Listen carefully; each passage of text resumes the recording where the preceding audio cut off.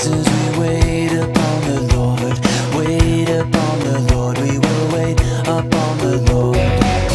Strength will rise as we wait. Que coisa boa, Jesus. Glória ao teu nome, Pai. Você pode se assentar.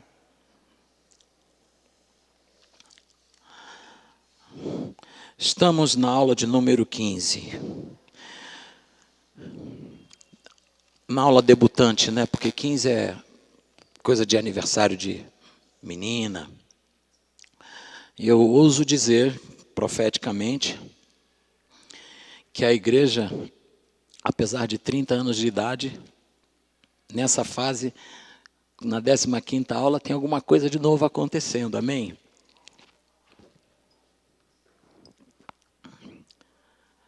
E é interessante porque o novo de Deus, presta atenção nisso porque isso é legal. O novo de Deus não remove o antigo. Porque ele diz assim, não removam os marcos antigos. Ele traz uma camada de revelação nova, mas que tem um chão, que foi os fundamentos plantados por aqueles que geraram esse ambiente de ensino aqui na igreja. Então você tem fundamentos ensinados pelo Thomas Dawson, você tem fundamentos ensinados pelo Robério, pelo apóstolo Arles. Então, você está vendo Deus edificar uma obra e Ele não está botando um novo fundamento, Ele está levantando paredes e camadas de revelação. Então, eu não venho ensinar nada novo. Não posso ter essa pretensão, hein? Não posso. Aqui está a nova revelação e a cereja dessa. Não. Diga, sai daí.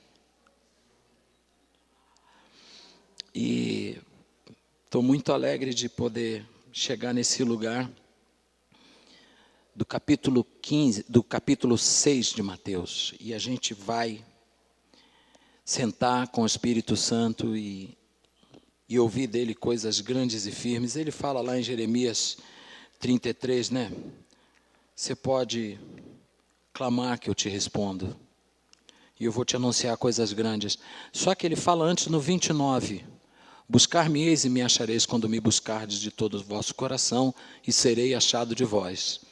Então, quando a gente quer aprender alguma coisa do Senhor, coisas grandes e firmes, primeiro a gente tem que buscá-lo de todo o nosso coração. E aí, ele começa a falar coisas grandes e ocultas que a gente não conhece. Salmo 25 diz que os segredos do Senhor são para aqueles que o buscam, aos quais dará a conhecer os seus segredos. Então, aqui não tem nenhum neognosticismo que está falando para você, olha, há um segredo oculto. Não. O apóstolo Paulo diz que o mistério que esteve oculto foi revelado à igreja. Então não tem nada que Deus não queira revelar e que Ele não possa revelar. A gente não revela nada, amém?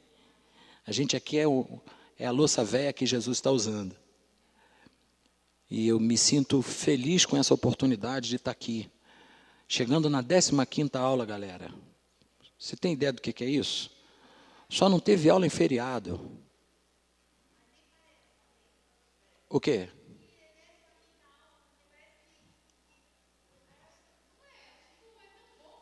Glória a Deus. Eu quero agradecer a todo mundo que ajudou a chegar até aqui. Vocês que vêm. Vlad, que opera o som. Machadinho, que fica ali abrindo a porta. Carlão, que está aqui. A Celinha, que está fazendo essa cantina tão poderosa, quem pode dizer aleluia? O pessoal do CTA. Eu fico feliz de ver vocês aqui querendo aprender a palavra de Deus. É muito legal ver vocês aqui. Cadê a Thelma? A Thelma está ali. Então, eu fico muito alegre. Adriana, enfim. Quem faz isso aqui, não existe um que faz. Existe um corpo que opera. Igreja que não opera não é corpo vivo, é monumento. É edificada, mas não anda. Ela fica estática. Mas quando a coisa anda, é porque tem um corpo vivo, entendeu, Giro? E é isso aqui, ó. Eu curto ver o Giro aqui dia de quarta, e de terça, e domingo. Não falta. Você vai ganhar o troféu Motorrádio, melhor jogador em campo. Não faltou um. Lembra do troféu Motorrádio? Então, Renatinha, obrigado. O pastor Lucas, que faz adoração, junto com a Adriana. Um monte de gente. Pastora Márcia. A cunhada da Fátima, que faz a edição. A Carmen Mandrico, que faz a edição do e-book, que traz tanta qualidade para isso. O pessoal da CCJ TV, que publica a aula na página da igreja. A Grace, que edita os videozinhos da aula. Aquele Avant Premiere, que chega antes. É um monte de gente fazendo, cara. E ao Senhor seja a glória. E a gente fica com a fatia da alegria, amém, irmão? Vamos abrir as Escrituras aí? Vou pedir licença para pegar minha Bíblia aqui. Mateus capítulo 6, eu vou ler bem... Eu estou pensando aqui como é que eu posso fazer, porque o assunto é muito legal. Diga comigo, riqueza do mundo e riqueza do reino. Irmão, deixa eu te dizer uma coisa. Tem um papo rolando que, assim, as pessoas são muito extremistas. O homem tem uma tendência a andar nos extremos, né?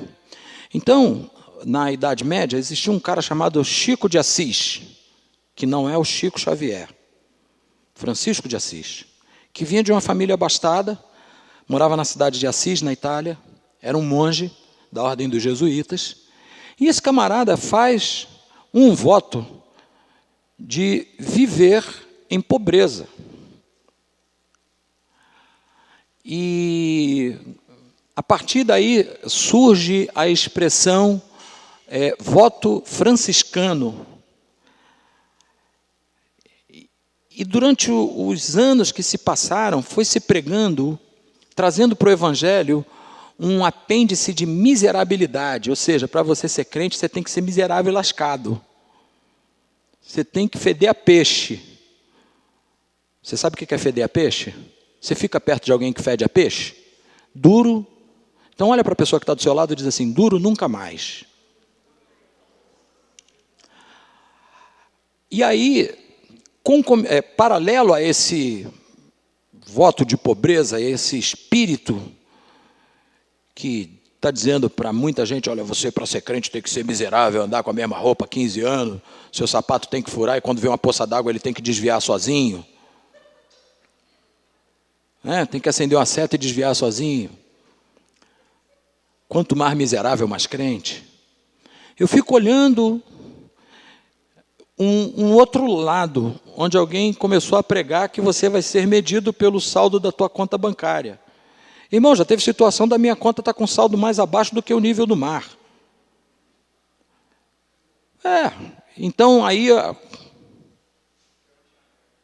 Então fica esquisito você...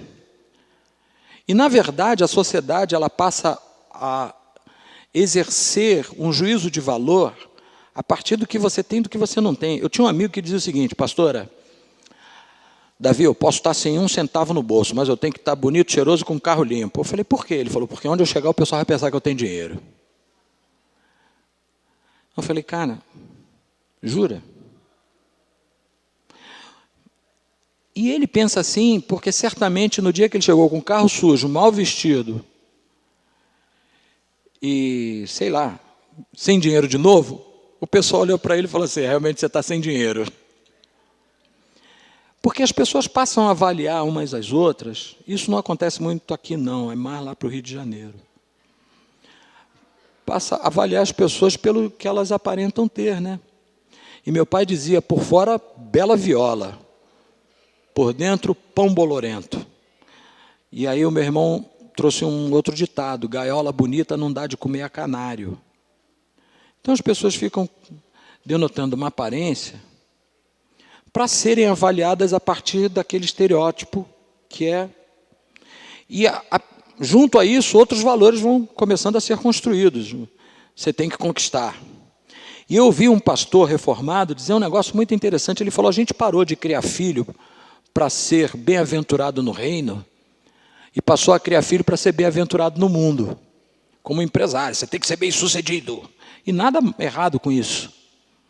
Só que hoje o texto que a gente vai estudar, a palavra que a gente vai estudar, ela não vem nem para dizer que você tem que ser eternamente pobre, nem que você tem que ser o cara que vai viver 24 horas por dia de cartola e sobretudo vermelho e fazendo assim, quack, quack, quack. Quem fazia isso? Tio Patinhas. Nós vamos chegar num lugar de equilíbrio. Amém? Então vamos ler o texto de Mateus, capítulo 6. Jesus diz assim: não ajunteis tesouros na terra, onde a traça e a ferrugem tudo consomem, e onde os ladrões minam e roubam. Mas ajuntai tesouros no céu, onde nem a traça nem a ferrugem consomem, e onde os ladrões não minam nem roubam. Porque onde estiver o vosso tesouro, aí estará também o vosso coração. A candeia do corpo são os olhos, de sorte que se os teus olhos forem bons, todo o teu corpo terá... O quê? Teu corpo terá? Se, porém, os teus olhos forem maus, o teu corpo será? Se, portanto, a luz que há em ti são trevas, você está no sal. Essa é a tradução super atualizada do apóstolo Davi. Ninguém pode servir a dois senhores, porque há de odiar um e amar o outro, ou se dedicará a um e desprezará o outro. Não podeis servir a Deus e a Mamom. Por isso vos digo, não andeis cuidadosos quanto à vossa vida, pelo que haveis de comer ou pelo que haveis de beber, nem quanto ao vosso corpo, pelo que haveis de vestir. Não é a vida mais que o mantimento e o corpo mais que a vestimenta? Olhem para as aves do céu, que não semeiam, nem cegam, nem ajuntam em celeiros, e vosso Pai Celestial as alimenta. Não tendes vós muito mais valor do que elas? Marque esse pedaço na sua Bíblia aí, se você puder sublinhar esse negócio. E qual de vós poderá, com todos os cuidados, acrescentar um dedo à sua altura, um côvado? Um côvado é a medida do cotovelo até a ponta do dedo. Qual de vós poderá acrescentar um côvado à sua estatura? Olha que coisa impressionante. E quanto ao vestuário, por que vocês andam solícitos? Olhem para os lírios do campo, como eles crescem. Eles não trabalham nem fiam. Detalhe, Jesus não está aqui incentivando a vagabundagem. Presta atenção, tá? Eu vos digo que nem mesmo Salomão em toda a sua glória se vestiu como qualquer deles. Pois se Deus assim veste a erva do campo, que existe hoje e amanhã lançada no fogo, não vos vestirá muito mais a vós, homens de pequena fé. Marque essa outra frase. Pequena fé. Não andeis, pois, inquietos, dizendo que comeremos ou que beberemos, ou com que nos vestiremos, pois todas estas coisas os gentios procuram. De certo, vosso Pai Celestial bem sabe que necessitais de todas essas coisas. Agora todo mundo vai falar isso bem bonito comigo. Mas buscai primeiro o reino de Deus.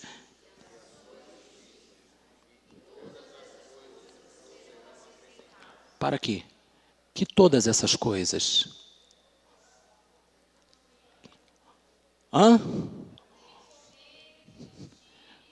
E outras coisas mais. Mas aí você pensa na plenitude do reino de Deus. Satisfação, alegria. O reino de Deus não é comida nem bebida, mas alegria, paz, poder no Espírito. Então tem uma abrangência.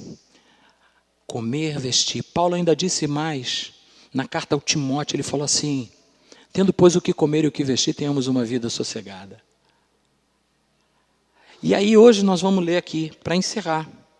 Não vos inquieteis, pois, pelo dia de amanhã. Porque o dia de amanhã, basta a cada dia o seu mal. Bom, a gente vive numa época que as pessoas são conduzidas pela mídia, por todos os mecanismos, a buscarem ascensão social. Isso não é problema. tá? Eu não vejo nisso problema. E nós somos encorajados a viver debaixo de um mecanismo de consumo violento. Eu morei 5 anos na Suíça, eu via gente que não tinha direito o que comer, mas tinha que ter o iPhone 13. É um exemplo, né? O cara, ele está comendo macarrão com sardinha em lata. Macarrão na Suíça é muito barato. Lá tem o Barilla. Então, abre-se um pacote de Barilla e uma lata de sardinha portuguesa, daquela que vem com óleo, esquenta aquilo junto. Mas o iPhone é o top. Porque os mecanismos sociais têm levado as pessoas a isso, e atribui-se isso a uma vertente capitalista. Um outro dia a gente conversa sobre isso, porque, na verdade, o capitalismo não é te incentivar ao consumo. O capitalismo, ele te oportuniza a qualidade de vida e a desenvolver mecanismos de trabalho que te posicionem em condição de dar à sua família aquilo que o Estado não é obrigado a dar, porque em outros sistemas o Estado é o responsável. Quer ver uma coisa? No comunismo, o Deus do comunismo é o Estado. Sabia disso? Porque os olhos de todo mundo têm que se voltar para o Estado.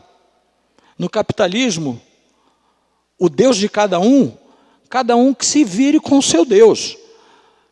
Aí o salmista diz assim: os homens fazem menção do seu Deus, mas nós faremos menção do teu nome. Então, a oportunidade de fazer menção do nome do Senhor está nesse ambiente aqui. Mas, desde que o mundo é mundo, os homens estão sempre ambicionando coisas. E, na verdade, eu vou te dizer o seguinte: eu não vejo problema, não sei se eu posso dizer isso que eu vou falar, mas me perdoem se eu estiver equivocado. Existe um tipo de ambição que ela te encoraja a marchar numa direção. Eu ouvi um pastor dizer um negócio muito interessante. Ele disse que riqueza é para quem tem família, porque vai deixar para os filhos. Eu achei isso muito top.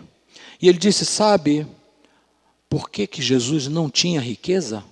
Porque ele não tinha filhos para deixá-las. É princípio. Eu achei isso interessante.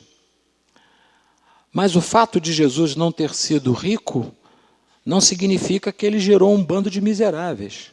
Muito pelo contrário, a palavra diz que ele se empobreceu para enriquecer a muitos. O problema é do quê? Porque tem coisas que Jesus vem para nos enriquecer, mas tem coisas que a gente está enriquecendo achando que vem dele. Então hoje a gente vai chegar nesses lugares de entendimento daquilo que a gente precisa ter e daquilo que a gente não precisa ter.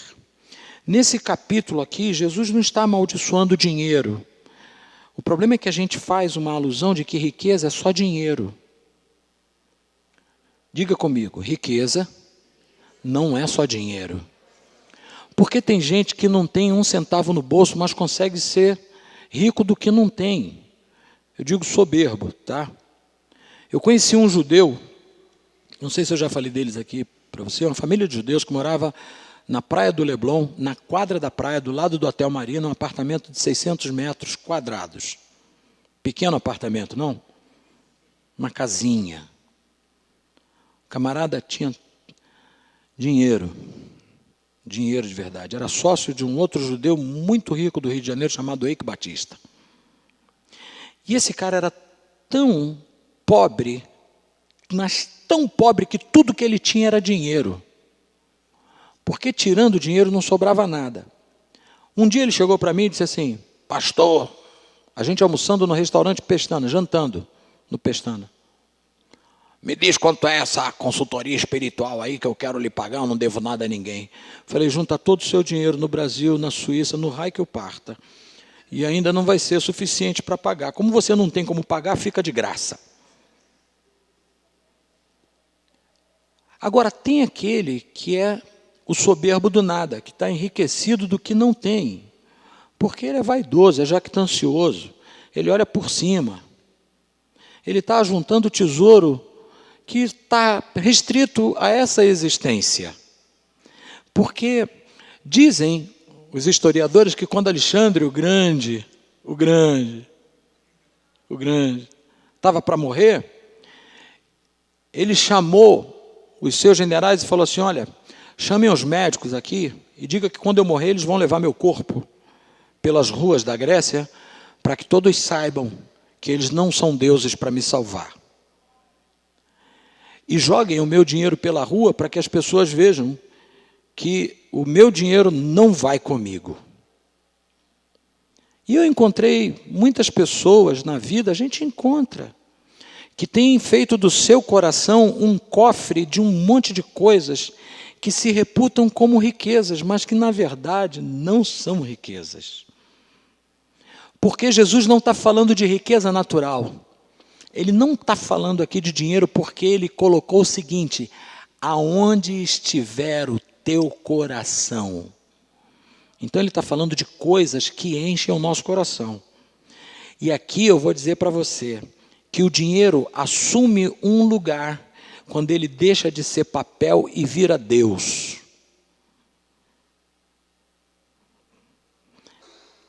Uma pessoa me disse uma vez: Davi, o dinheiro é um ótimo empregado e um patrão muito severo. E eu gosto de pensar que na igreja dos apóstolos, lá no livro de Atos, capítulos 4 e 5, os caras levantavam uma oferta e vinham e colocavam a oferta aonde? Aonde, pastor? E eu, olhando aquilo ali, eu aprendi que era para mostrar que na igreja quem governava não era o dinheiro ficava debaixo dos pés dos apóstolos. Então Jesus aqui nesse texto ele vai começar a clarificar para nós que esse negócio de juntar riqueza na terra não está falando para você não trabalhar, não ter uma condição melhor para a sua família, não procurar ter um carro legal. Irmão, lá na igreja no Rio de Janeiro, tinha um cara que tinha um carro tão lascado que quando ele chegava na garagem da igreja, os diáconos saíam. Porque sabiam que iam ter que empurrar o carro. E sabe o que ele botou de adesivo no carro? Foi Deus que me deu.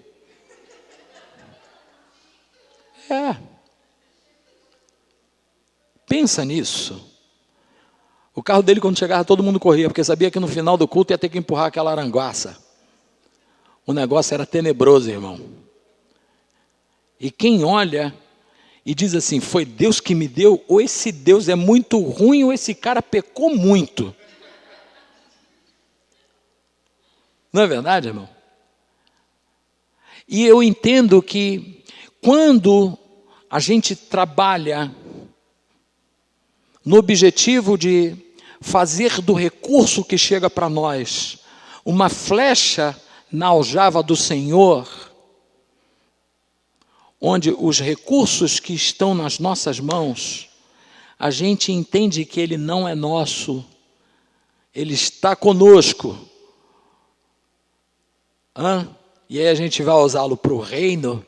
E para a nossa alegria também, se você puder comprar uma passagem esse final de ano nas férias para ir para o Salinas de Maragogi, dê um glória a Deus lá por mim, porque é bom. Quem conhece lá sabe. Quem vai para o Rio de Janeiro, diga aleluia.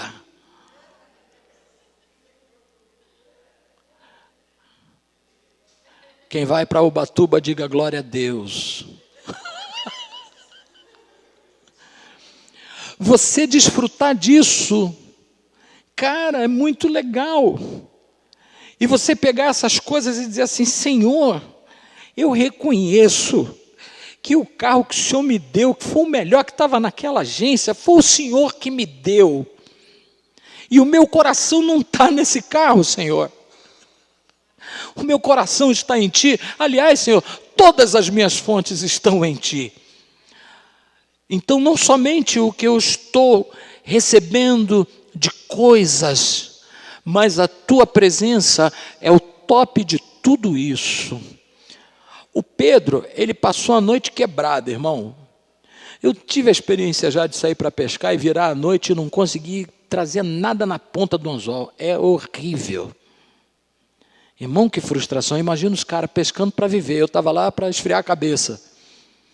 Mas imagina o cara que dependia disso para viver. E ele passa a noite sem arrumar nada. Aí Jesus chega para ele e fala assim: me empresta o barco? Meu, tá, pega o barco. Não, mas rema. E afasta para eu poder pregar para o povo. Irmão, se é comigo, eu ia falar: ô Jesus, se liga. Estou aqui a noite toda. E aí, quando acabou o sermão, os caras estão lavando a rede, aí Jesus olha e fala: ei, faz-te ao mar largo. Aí o Pedro falou: Jesus, espera aí. Ó, tá vendo esse pinico velho que está aqui na areia? Veio na minha rede. Essa bota veio na minha rede. Passei a noite toda e não arrumei nada. Mas, sobre a tua palavra, eu volto e vou lançar as redes. E voltou.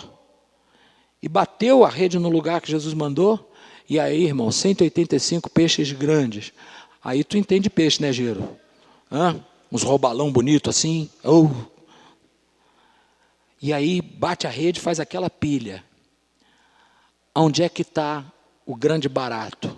Pedro olhou a pilha e falou assim: a empresa saiu da falência. Ali está o abençoador. Eu vou com ele. Esse é o coração que Deus está buscando em nós, porque esse coração acaba sendo o cofre, não de tesouros da terra, mas de tesouros do reino. Então a gente começa a entender que a juntar tesouros na terra não está falando de você trabalhar e comprar um terreninho para você, ali do lado da casa do apostolado da pastora Lília, em Ubatuba. Eu nunca fui lá, mas dizem que é lindo. Ou então lá na Barra da Tijuca, diga glória a Deus. Ou lá em Salinas de Maracogi, ou onde for. Deus não está lutando contra você para que você... Deus não quer que você coloque essas coisas dentro do seu coração e se ache dono delas. Porque no dia que a gente acha que é dono de alguma coisa, a gente não é dono, a gente é servo delas. Prisioneiro. E aí Jesus saiu desse campo e entrou num outro campo. No verso seguinte ele começa a falar um negócio muito legal. No 22 e no verso 23. Ele fala dos olhos. E aqui eu vou começar a escrever. E eu espero que você entenda que eu vou escrever em hebraico. Era para eu ter feito um slide, mas... projeção ali do... É passado? Bota a senha melhor? Aleluia, obrigado pela moral. Vamos ver se vocês vão enxergar.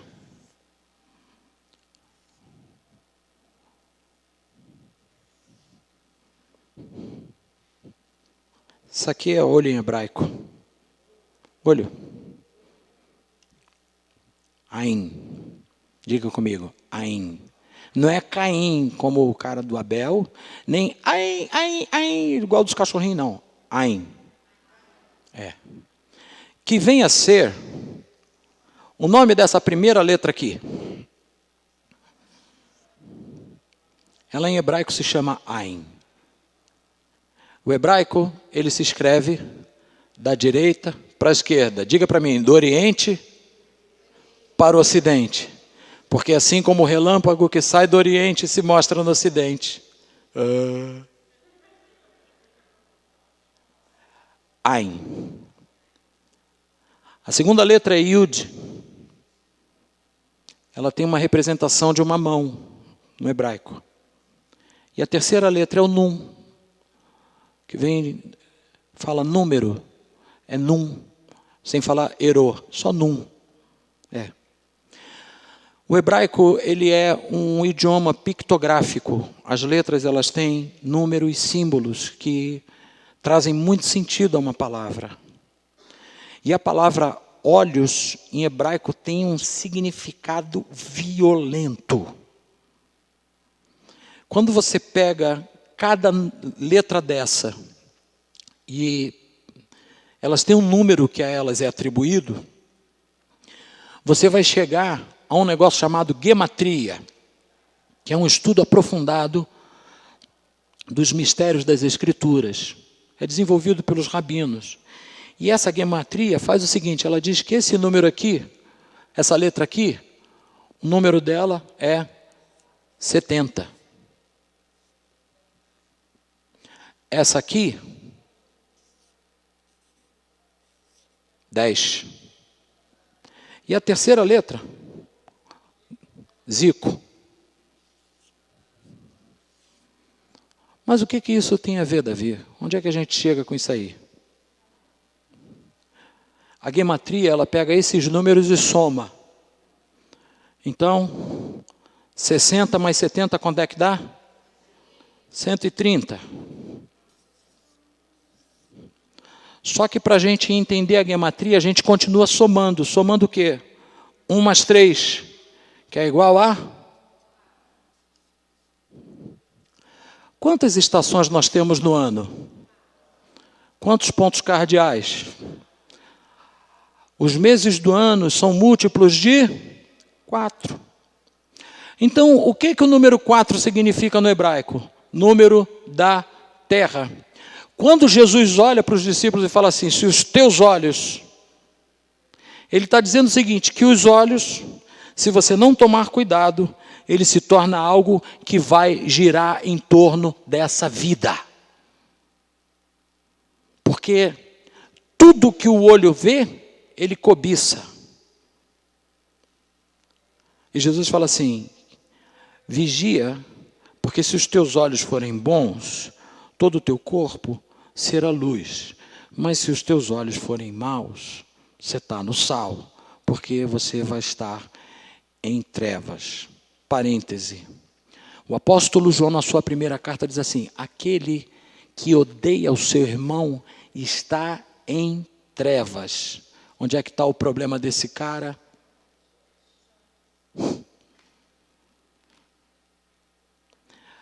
Eu não sei se a gente consegue amparo na psicologia, porque eu não entendo psicologia, nem de neurociência. Temos aqui 2 psicólogas. Mas como o cérebro processa a imagem tão rápido? E como a partir desse processamento a gente começa a construir tanta coisa que pode encher nosso coração de coisas boas ou de tranqueira? Porque um dos significados da palavra olho é porta. Porque vai entrar por ali. E o apóstolo João, ele escreveu numa das suas cartas que a cobiça dos olhos não vem de Deus. Você chega em Gênesis 3, quando a mulher está lá no Éden, o texto de Gênesis é pontual em dizer assim, e viu que a árvore era boa, e olhando viu que o fruto era agradável. Aí aquele cara de interpretação bem rápida fala assim, quer dizer que quem não enxerga não peca, né? Porque diz o versículo que os olhos não veem, o coração não sente. Mas você percebe como é que essas 2 portas podem levar a gente a entesourar? Ó, eu estou aqui no verso 22 e 23. Como é que esse negocinho aqui do 22 e 23 leva a gente no 19... E aí a gente começa a encher o nosso coração e a entesourar coisas que, na verdade, estão nos empobrecendo. E aí, o que a gente faz? Vamos continuar no texto? Presta atenção no que diz aqui. Oi? Ainda mais a mulher? Porque vê a bolsa da Gucci, da Irmão, não tem essa. Homem não pode ver carro. Entre uma bolsa e um carro, o que é mais caro? Hã?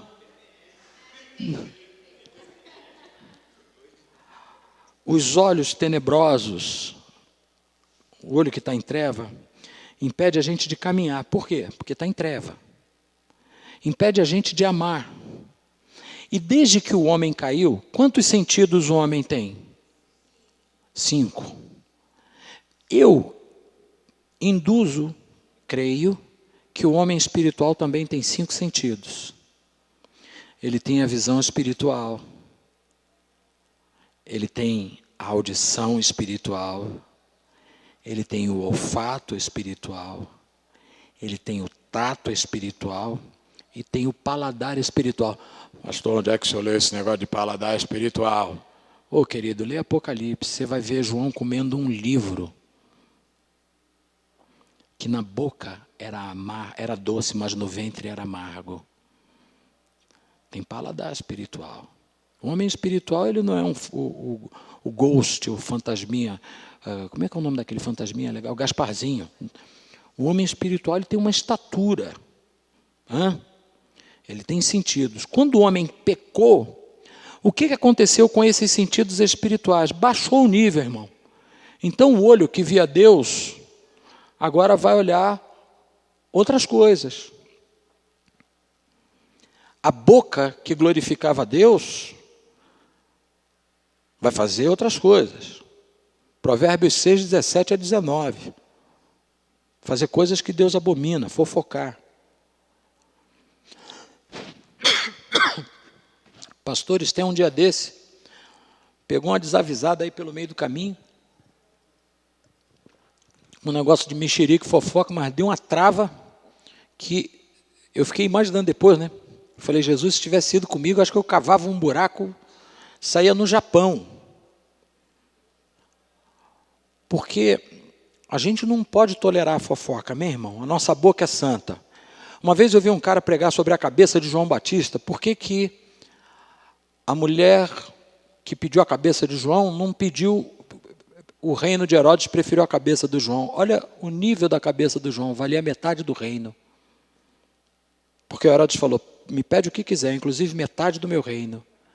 Ela comparou a cabeça de João Batista a metade do reino de Herodes. Vamos respeitar a cabeça. Por quê? Tinham 2 olhos que olhavam para Jesus e davam a ele a primazia. Tinha um ouvido que ouvia a voz do Espírito Santo. Tinha uma boca que profetizava e abria caminho para Jesus. E tinha uma mente que não ficava titubeando entre Deus e o mundo. Então, quando o homem cai, esses 5 sentidos, eles caem juntos. E aí os olhos agora vão sofrer a gestão da alma. Se o olho for mal, a mente está ruim e aí está tudo ruim. Tem remédio. Tem remédio. Por exemplo, o Jó disse assim, eu não vou colocar os meus olhos sobre uma virgem. Eu vou olhar direto para cá. Eu já falei para você que quando eu era do mundo, eu tinha um problema de pescoço faético, não já? Irmão. Iníquo. Cheio de tranqueira, de sujeira. Entendeu? Passa para cá, olha, passa para cá, olha. Fica igual um ventilador. Mas quando você nasce de novo, o Espírito Santo começa um trabalho em você para purificar os teus olhos, purificar os teus ouvidos. Alguns conseguem ter a boca purificada, diga glória a Deus. Diga assim, eu me incluo dentre esses. Amém? Tem os ouvidos purificados e vai ter o tato purificado. Não vai ficar metendo a mão em cumbuca. Então, quando Jesus está dizendo para você ter olhos bons, porque o teu corpo vai ser luz, ele está falando, olha na direção certa. Quem tem celular aí com lanterna?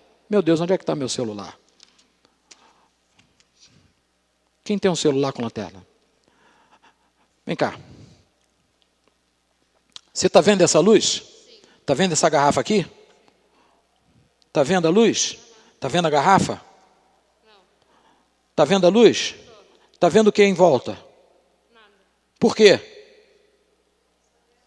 Porque você está perto da luz, irmão. Quanto mais perto da luz, menos ao redor enxergo. Alô? Então Jesus está dizendo isso, a cura para a tua visão, a cura para o teu coração está em se aproximar da luz. Posso ouvir um glória a Deus assembleano? Por favor. Porque os grandes perigos que nós corremos na nossa vida é quando a gente segue Jesus de longe.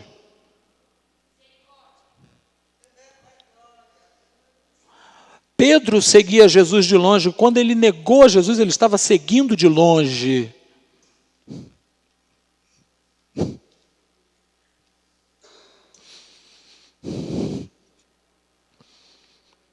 Vai lá no Evangelho de Mateus, capítulo 27 e 28, que você vai ler essa passagem. Que quando Jesus é levado para a casa do sumo sacerdote, Pedro está de longe. Por isso que Jesus está dizendo, olha, se a luz que há, se os teus olhos foram bons, o teu corpo terá luz. Agora, se a luz que há em você for treva, como é que pode? É um negócio que não dá muito para entender como é que a luz pode se tornar treva. Pode. Jesus disse assim, não se acende uma candeia e coloca lá embaixo da mesa. Porque senão a luz vira treva quando ela não cumpre o propósito de iluminar. Aí Jesus diz assim, acende a luz e coloca ela no veladouro, em cima da mesa, para que haja clareza para você e para quem te vê. Mas tem uns caras que querem ser do reino agente secreto, entendeu? É o 00, é o James Bond Gospel. É o Missão Impossível Gospel.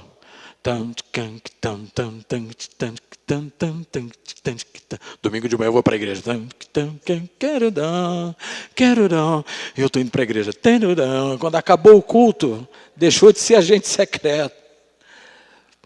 Que aí ele se revela exatamente como ele é. Ele é agente secreto na igreja, na rua não. Na rua ele é qualquer negócio. Isso é o que faz a nossa luz se tornar em trevas. E aí, Jesus diz assim, que trevas terríveis você se encontra. Por quê? Porque a primeira coisa que nós estamos negligenciando é a presença da luz divina em nós. A gente começa a apagar o Espírito. E o apóstolo Paulo fala assim, não extingais o Espírito. Isso quer dizer, não apaga o Espírito. Como é que a gente vai apagando? É simples, cara. Pega um poço. Se você olhar a história de Abraão, no capítulo 22 de Gênesis, você vai ver que logo após ele ofereceu o filho dele lá, porque ele não matou Isaac, mas ele ofereceu Isaac no coração. Hebreus fala isso. Estava tão determinado a matar que se o anjo não grita do céu, o anjo do Senhor, ele ia passar a faca no Isaac. E aí, quando ele acaba essa oferta, a Bíblia diz que ele vem e faz um percurso de volta para desentulhar os poços. Como é que você consegue apagar a luz? Entulhando o teu coração de coisas, de sentimentos. Você começa a apagar a luz. E aí, o que acontece? A luz vai apagando, o olhar vai mudando. Então o foco já não é mais o reino de Deus, já não é a pessoa de Jesus. Agora é o seguinte, o que eu quero é ser feliz.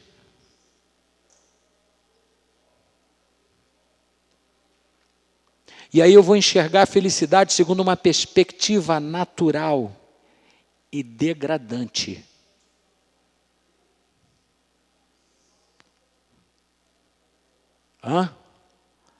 Se os teus olhos forem luz. Que legal, hein? Que aí você agora não vai olhar para as coisas do mundo por uma perspectiva de uma natureza decaída. Você olha para tudo que Deus tem te dado e você fala assim, para onde eu estou indo? Isso que está aqui é nada. Eu tinha um amigo que falava assim, rapaz, Ouro é um troço tão medíocre que quando a gente chegar no céu, a gente vai pisar nele.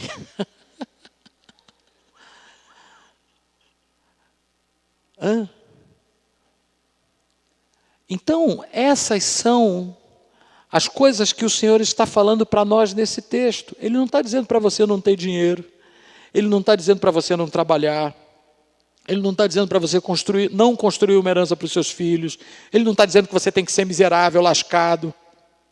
Nome no SPC. Hã? Deixa eu contar você chegou na hora. Eu falei de nome no SPC. Aconteceu um negócio no início do meu casamento com a pastora Márcia. Eu estava trabalhando na firma Dias e Dias Parados.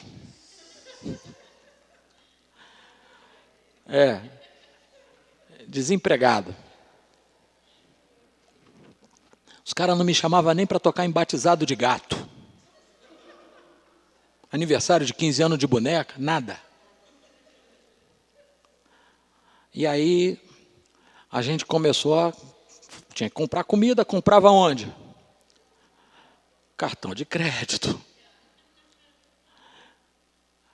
E aí, irmão, chegou uma carta. Chegou a segunda carta. Chegou a terceira carta. De quem era o cartão?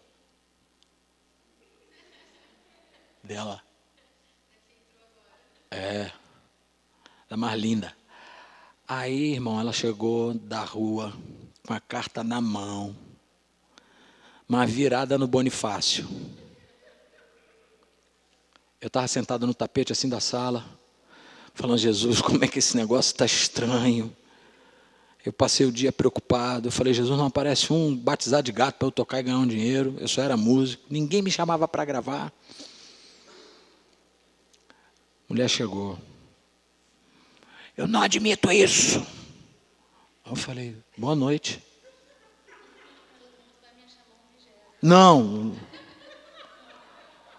Eu nunca tive meu nome sujo. Meu pai pagava as contas 10 dias antes. Ele ensinou a gente a viver isso. E agora eu estou com o meu nome todo. Rapaz, eu fiquei me sentindo subnitrato de pó de coisa nenhuma, né? Aí eu falei, Jesus amado. Aí o Senhor falou assim, pergunta para ela, de quem é a glória do nome limpo? Se é dela ou se é minha? Eu gelei. Porque a bicha já estava... Eu falo um negócio desse, é para ela me jogar lá do 6º andar, que é onde eu morava. Aí eu baixei a cabeça e falei assim, uma perguntinha. Fala! De quem é a glória do seu nome limpo? Você tem um nome limpo como um altar seu de vaidade e de orgulho pessoal, ou o seu nome é limpo para a glória de Deus, como bom testemunho? Isso aí você responde com o eterno, ele só mandou perguntar.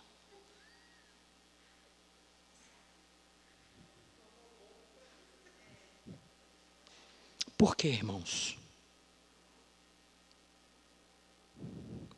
E aí, para fechar a tampa, eu ainda disse assim, o teu nome vale tanto que quando chegar no céu, Deus vai trocar ele.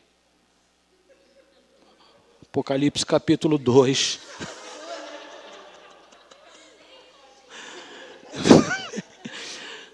Falei...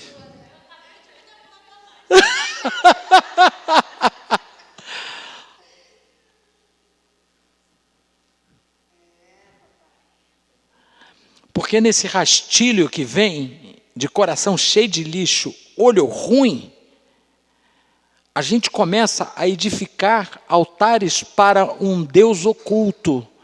Fale comigo assim, ui. Jesus entra no texto seguinte dizendo assim, ninguém serve a 2 senhores. Porque vai amar a um e odiar a outro.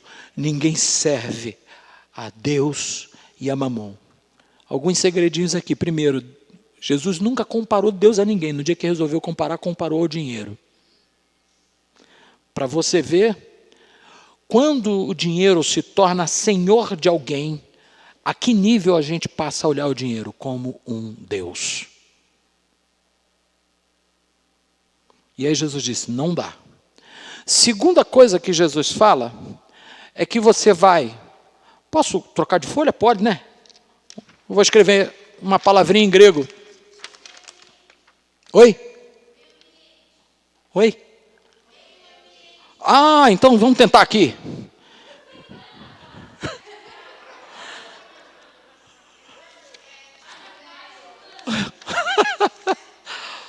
Olha só. Quem sabe o que significa a palavra servo em grego? Ganha uma empadinha lá no café do reino. Diga aleluia. Irmão, olha que coisa interessante. A palavra servo em grego, existem duas palavras para descrever servo. A primeira é essa aqui, ó.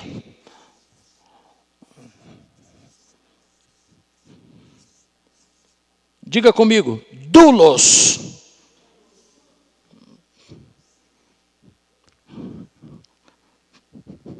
Alfaete.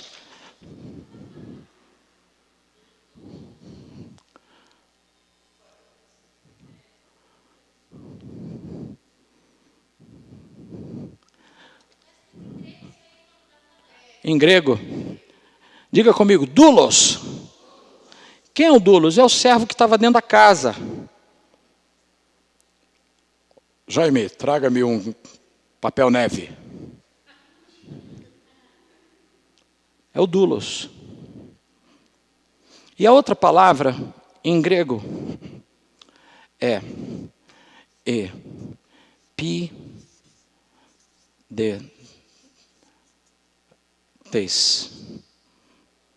epídetes, que eram os escravos que ficavam nas galés e remavam até o barco afundar. Quando a palavra de Deus fala de nós, apóstolos, Paulo fala assim, parece que o Senhor pôs a nós, apóstolos, como escravos do último porão. Ele não está falando de doulos, ele está falando de epídetes. Os apóstolos são os caras que vão remar até o barco afundar. Está preso no remo, quer sair e não sai. Vai remar com o risco da própria vida. Agora, quando Jesus falou que ninguém pode servir a dois senhores, ele usou essa palavra aqui. Doulos, que é o cara que vai estar dentro da casa, mas que vai estar dentro de duas casas. Uma hora ele serve na casa do Senhor e outra hora ele serve na casa do mamão. Ele está dentro de duas casas. E Jesus disse que não dá para fazer isso. E aqui, a tradução para doulos não é simplesmente servo, mas também escravo. E aí Paulo fala o seguinte, na carta aos Romanos, capítulo 6. Segredo, você se torna escravo ou servo de tudo aquilo que você escolhe obedecer, ou do pecado para a morte, ou do Senhor para a vida. Aí depois ele fala assim, você se torna escravo de tudo que te vence. Então, quando Jesus estava falando de serviço a Deus ou a Mamon, ele estava falando de algo que é muito sério, porque você pode começar achando que você pode transicionar entre esses dois ambientes de adoração e serviço, quando na realidade não pode, porque Jesus disse que é impossível. Atos capítulo 5. Eu falei uma frase uma vez, que na hora que eu falei aqui na igreja, que quando eu falei essa frase, irmão, sabe aquele negócio assembleano de fazer assim, terra, me deu vontade de fazer, hein? Porque veio um negócio assim na espinha, e o texto foi Atos capítulo 5, que o Barnabé dá uma oferta, vendeu um terreno, deu uma oferta, vendeu o terreno, deu tudo. Deu a venda do terreno todo. E aí vem o Ananias e Safira e vende um terreno e fala assim, nós vamos dar a metade. Mas qual era a intenção deles? Fazer com que as pessoas pensassem que tinha sido tudo. Burrice, porque ninguém ia contar o dinheiro. Ah, igreja, deixa eu ver se o Ananias deu tudo mesmo. Não, irmão. Então, o problema não era enganar pessoas, eles estavam numa tentativa de enganar o Espírito Santo. Diga comigo, deu ruim. Sabe por quê? Porque quando eu ofereço a Deus metade de alguma coisa, querendo, me enganando, achando que eu estou oferecendo tudo, é porque existe um senhor oculto que já está recebendo isso aí como totalidade. Tem um capeta recebendo essa história, irmão. O sacrifício de Ananias e Safira não foi recebido no altar do Senhor, porque ele era fruto do engano de Satanás. E aí Pedro olha e fala assim, como é que vocês permitiram que Satanás enchesse o coração de vocês? Uau! Senhor oculto. E aqui não está falando da gente simplesmente amar o dinheiro. É pior. Terceira palavrinha em grego. Hoje a aula está boa, tem grego e tudo. Diga aleluia. Jesus. Terceira palavrinha em grego é essa daqui, ó.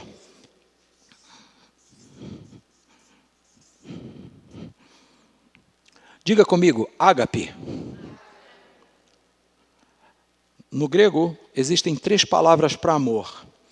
Ágape, eros e phileo. O pensamento dos caras era esse. Qual é a diferença? Bom, basicamente o seguinte. Eros é o amor que... paixão, sabe? Paixão. Tem uma outra palavra de 5 letras que termina com ão, que traduz bem o que é o eros. O que é o phileo? É o amor filial de família, pai para filho e tal. E o ágape? É o amor de Deus puro. 1 Coríntios 13, não busca seus próprios interesses, não se ufana, não se ensoberbece, não suspeita mal.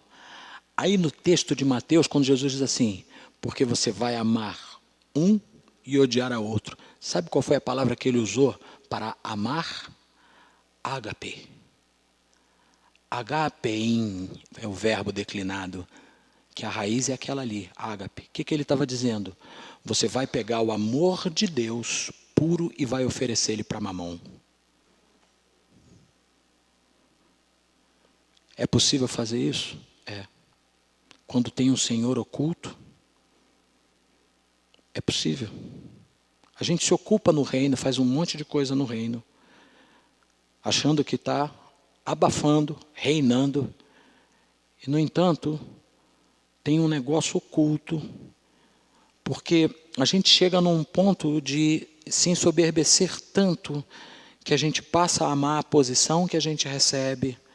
A gente não sobrevive sem a honra que as pessoas generosamente dão. Tem gente que honra generosamente, cara. E eu tenho pedido a Deus para que Ele não deixe o meu coração se ensoberbecer diante do amor que eu tenho recebido nesse lugar, porque não é pouco não, irmão. Não é pouco amor não. E eu fico jogando na cruz de Cristo a minha natureza decaída, para que o meu coração não se eleve a ponto de eu estar no reino de Deus, operando no reino de Deus, mas pegando o amor de Deus e adorando as posições, adorando aquilo que está me enriquecendo naturalmente. Sacou? O problema todo de servir a 2 senhores é por causa do amor que você vai colocar para um senhor oculto, porque normalmente seria o amor que deveria ser entregue para o Senhor. E nessa, a gente dá até a vida por esse senhor oculto. Eu conheço gente que está enferma no reino, porque não está servindo ao reino do Senhor, está servindo ao seu próprio reino. Em vez de estar no Basileia Tulteu, diga comigo, Basileia Tulteu. Isso quer dizer reino de Deus. O cara fez igual Nimrod. Eia! Juntemos aqui, vem aqui. Vamos edificar uma torre que toque os céus. Diga aleluia. Esse negócio de torre é profético. Meu Deus, é a intercessão. Aí ele assinala, para que o nosso nome seja célebre. Enfermidade. E aí, em vez de eu usufruir da riqueza do reino, com aquilo que Deus tem me dado, inclusive de grana, eu me torno empobrecido, porque eu consigo, irmãos, é impressionante como nós conseguimos transformar a bênção de Deus em destruição para a nossa própria vida. Conseguimos, Saul fez isso. Recebeu o óleo e morreu transpassado por causa da má gestão da unção.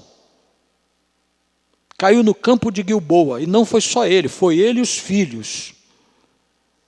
E Deus está interessado em que nós, como mordomos do reino, possamos usufruir não só daquilo que Ele nos dá enquanto essa existência, mas que possamos já aqui nessa existência viver as riquezas do reino da eternidade. Diga aleluia. Irmão, Deus está preparando um banquete, Ele já está colocando como é que é o nome daquele negócio que serve antes da janta, meu pai? O coquetel. Ele já está colocando o coquetel para nós aqui, pastora. Porque quando nós começamos a experimentar das delícias do reino de Deus nessa existência, nós estamos só arranhando a superfície do reino. Porque Paulo disse assim, olha, olho algum viu, nem ouvidos ouviram as coisas que Deus tem preparado. Meu, eu estou felizão com o coquetel que Deus está fazendo e Ele está dizendo para mim, não, calma. Tem mais. Os discípulos saíram, quando Jesus enviou 70 discípulos, ele botou dupla, né? E os caras saíram felizes pra caramba, porque quando voltaram, chegaram, Senhor, você é o cara, hein? Porque no teu nome, até os capetas se nos sujeitam, aleluia. Aí Jesus olhou e falou assim, vocês estão contentes com isso? Não. Fiquem felizes por saber que o nome de vocês está escrito nos céus. E que porque vocês estão já com o passaporte, com o Visa, vocês vão entrar na cidade pelas portas. Isso aqui é só o coquetel. E eu estava falando, eu perguntei para a Fátima se ela gostava de cupim, porque ela achou uns cupinzinhos aqui na igreja. Aí eu falei, você gosta de cupim, minha filha? Ela falou, como assim? Eu falei, cupim, aquela parte do boi que a gente corta, assim, os pedaços, bota na airfry. Aí, ó. Maravilhoso, né, irmã? Bifão de cupim lá do Goiás, meu pai. E aí Ezequiel fala assim, porque o Senhor está preparando naquele monte um banquete com carnes gordas e vinhos velhos bem envelhecidos. Ou seja, aquilo que Deus está preparando é grandioso. A gente está comendo a empadinha aqui.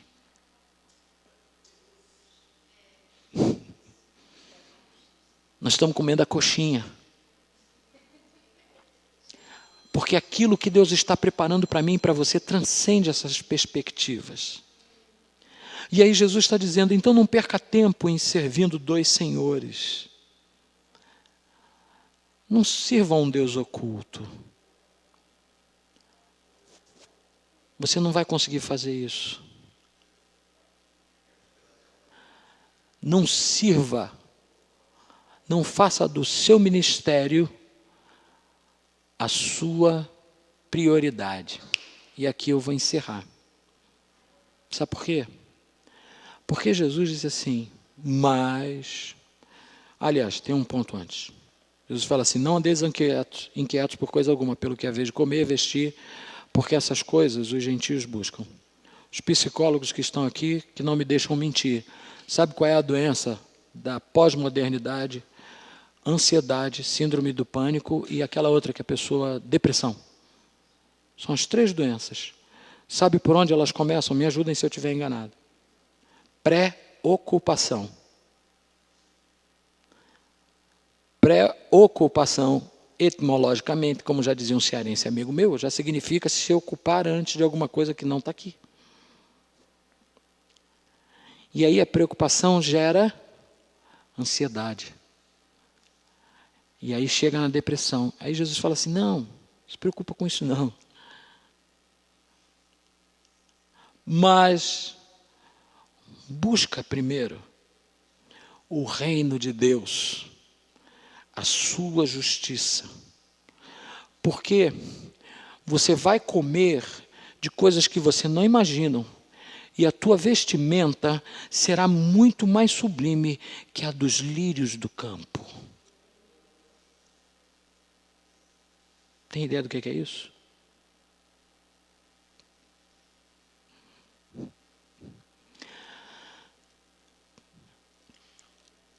O povo de Israel inverteu uma prioridade. O Senhor disse assim, eu vou dizer a vocês porque os céus estão fechados e a terra não produz fruto, porque vocês inverteram a prioridade. Ah, como, Senhor? Vocês saíram cada um à sua própria casa e a minha casa está largada e destruída.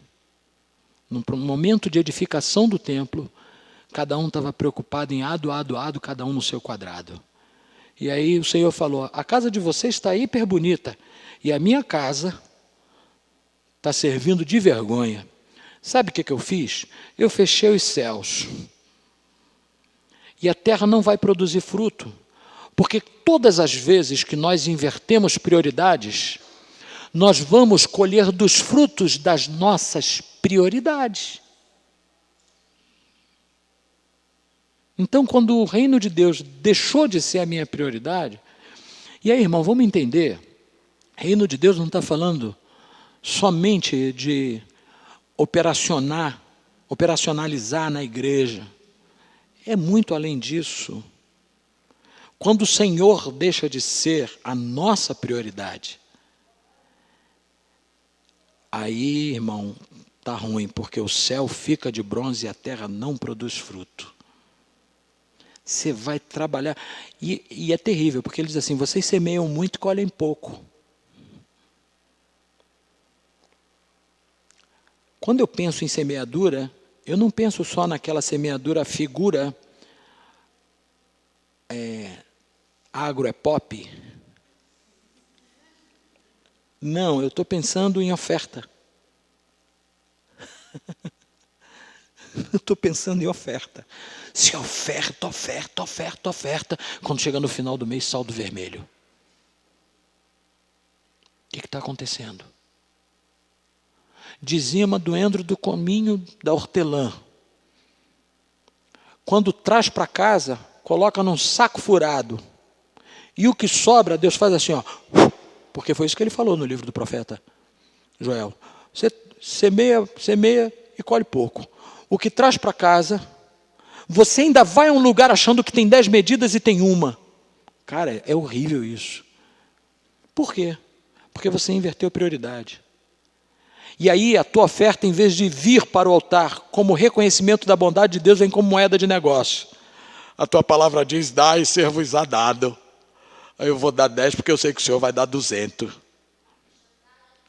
Chantagem gospel. Sabe o que aconteceu com um cara que fez isso? Um carioca. Ele estava numa situação muito difícil. A empresa quebrou. Ele subiu lá no Cristo Redentor para se matar. Quando ele subiu, que ele se jogou, ele falou, adeus, mundo cruel, que ele se jogou. Veio uma mão milagrosa e segurou ele na queda. Aí soou aquela voz, meu filho, por que você está fazendo isso? Ele falou, não, está tudo errado, minha empresa faliu, eu estou quebrado, eu estou devendo uma fábula de dinheiro, eu quis me matar porque está tudo ruim. Aí a voz perguntou, quanto resolve o seu problema? Ele falou, $2 milhões.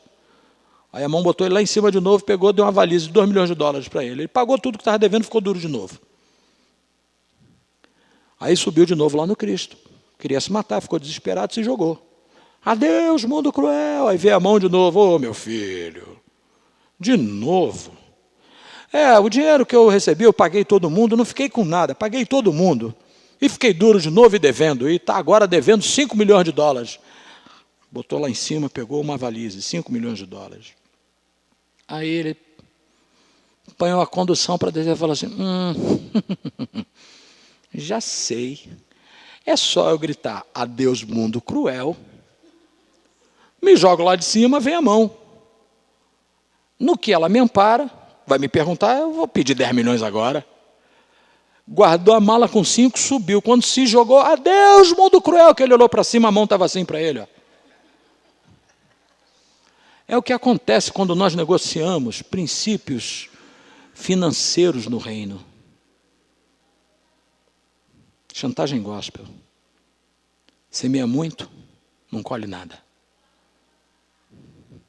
Porque qual é o espírito que Deus está querendo manifestar no nosso culto, no que diz respeito a finanças? Tenha elas debaixo dos seus pés para que ela não se torne teu Senhor. Elas vão te servir, você não vai servi-las.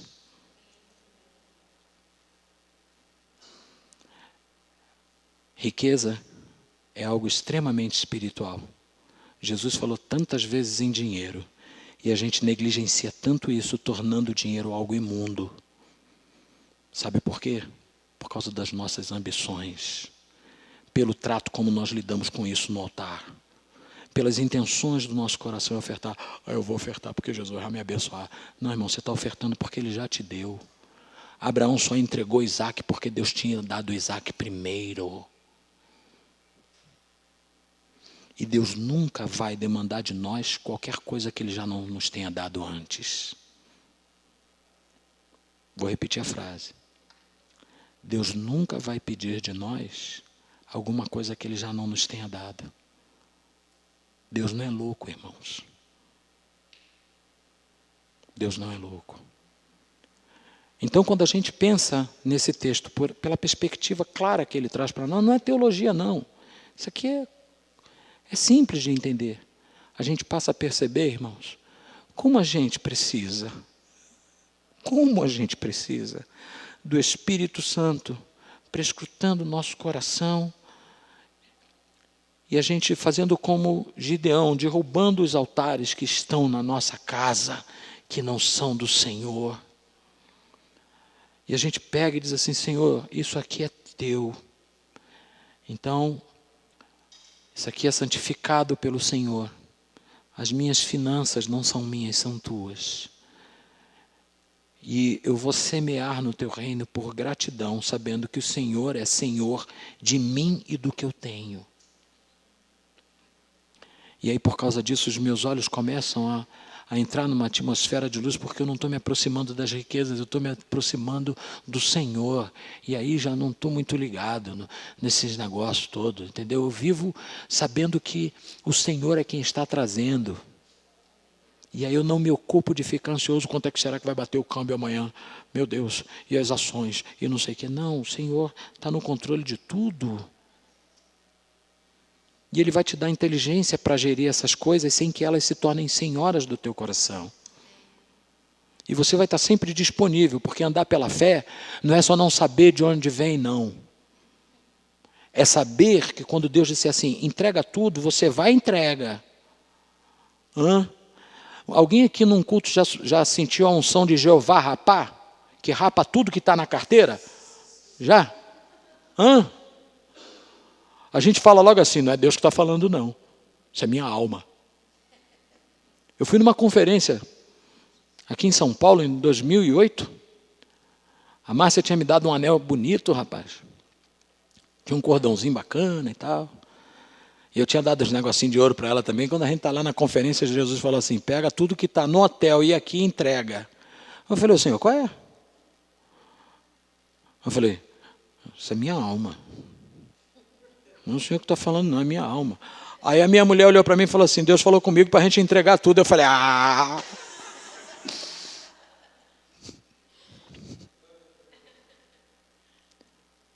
Andar pela fé é quando Jeová rapar tudo. Você vai falar, Jeová rapar.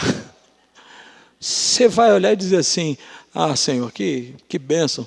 Está indo essa, está indo essa, porque está chegando mais. Mas ainda que não chegue, Senhor, os meus olhos estão em Ti, Tu és a minha maior riqueza, Tu és o meu tesouro, o Teu reino e o Senhor é a minha prioridade. E Zé Finido miserei. É a alegria do reino, irmão. E aí, 4 perguntas para você pensar quando chegar em casa. Primeiro, quais têm sido os tesouros no nosso coração? Do que ele está se enchendo? Segunda questão, onde está a minha suficiência e a minha dependência?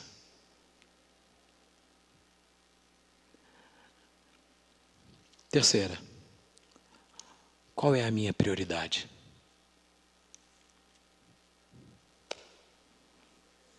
Para a gente pensar o resto da semana e entender.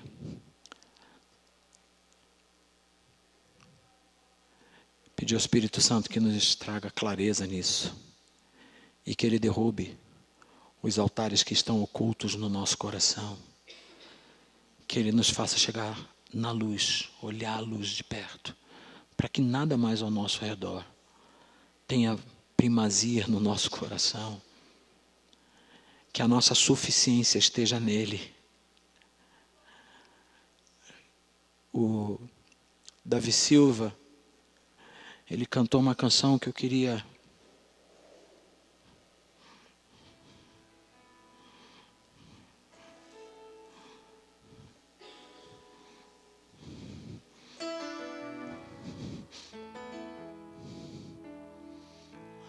que você orasse enquanto eu estiver ministrando essa canção. A gente já está encerrando. E nesse momento, se você quiser selar essa palavra com uma oferta no teu coração.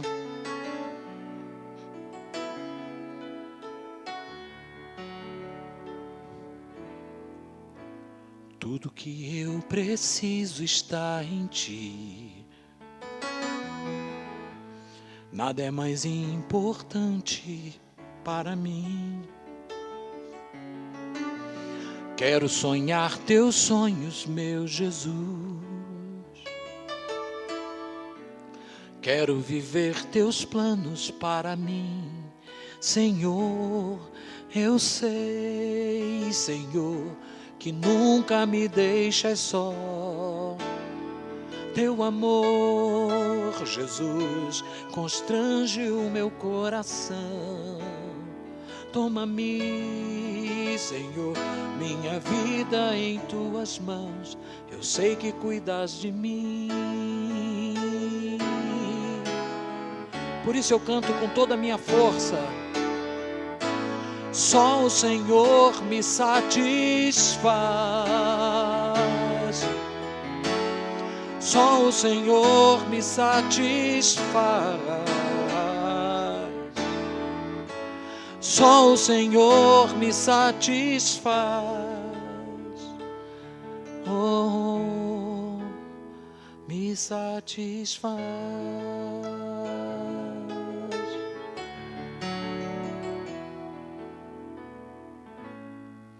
Queremos declarar essa noite, Senhor, que Tu és a nossa suficiência.